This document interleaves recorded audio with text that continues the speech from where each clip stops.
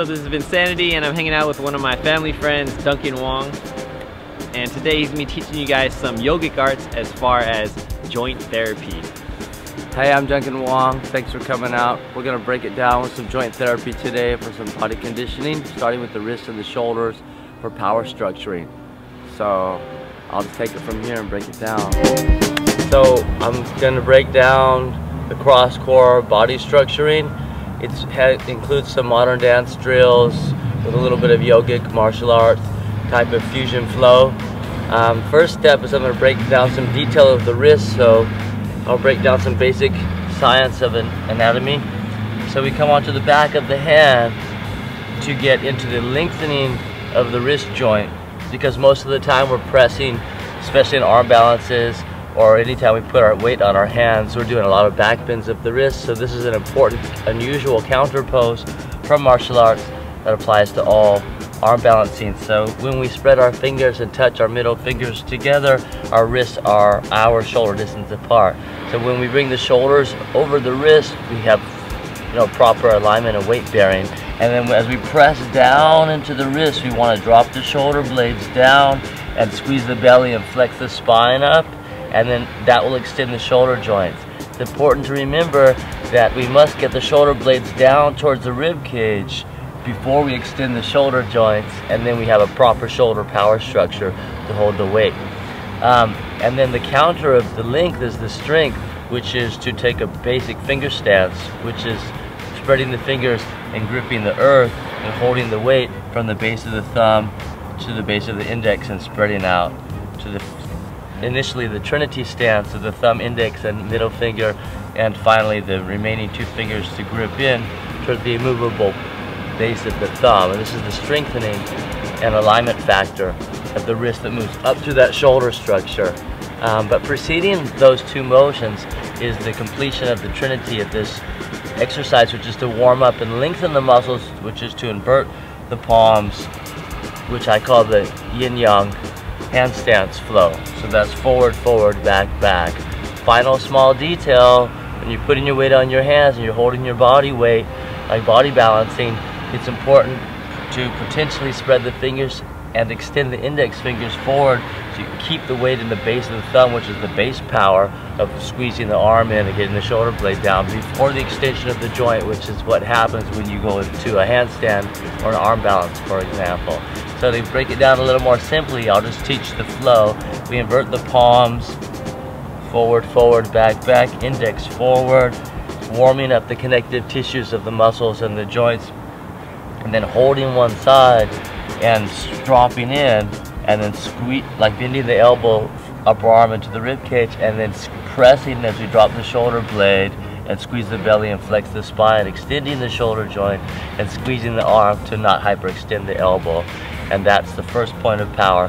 It's quite intense, so you may just stop here, but if you need to go a little deeper, you can stand it down and then turn it around. A little wrist roll will tonify or massage the nerves and the connective tissues, and then you're coming into the backhand press, which is the length after this warm-up, lengthening the connective tissue, and then we'll go roll right into the grip for the finger stance for the strengthening. All of this can be practiced on one hand and going into a deeper standing, or just standing, kneeling press flexing. And then the same goes for the finger stance, moving from length to strength and pressing back. After a little more practice, which if you're feeling a little unstable initially, you can put a tennis ball underneath your hand to hold your weight, and then with more practice we can use both hands to warm up, lengthen, and strengthen, and test the range of motion of the shoulders.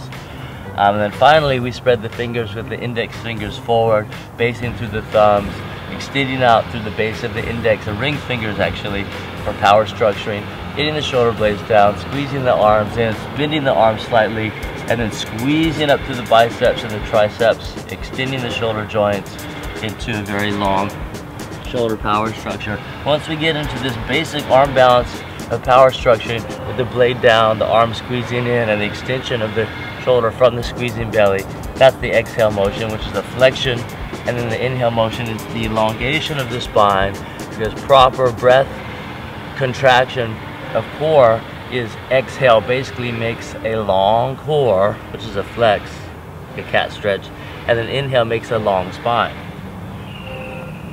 which is lengthening the core and the spine together. But anyways, the final connection of the flow is to take that power structure from the wrist to the shoulders and then connect it to the hips and the spine by basically opening into a scorpion and then dropping back into a side plank and then sweeping up. Now we're working deeply through the shoulders, and then we come back down, take the same leg and cross core through. And then this is a nice long outer body connecting up to the opposite side body stretch. You could call it like a cross core, like the X body for opposite limbs, creating a rotation and extension. We call that a spiral, because all physical and energetic things move in counter spirals. And then when the back heel goes down, you'll pay attention to the back leg, and the pelvis turns open, and we go into this counter cross core arm balance hand press, and it becomes like a flow, which is basically like a modern dance flow, but or martial arts like capoeira, or I guess breakdancing. And we come into the side plank, and then we sweep around to the cross core plank press, drop the back heel, and sweep open. And this works the whole range, the entire joint therapy of the body flow, which is basically, this is the modern dance.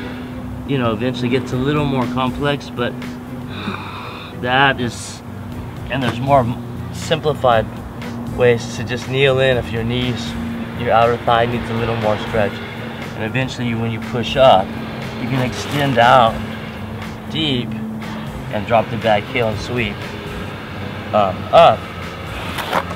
And that's the flow to really integrate the entire cross core balance pose and power structuring from the hands into the ground, through the shoulders back to the cross deep core, and turning that into a flow to warm up the body for whatever activity you're into.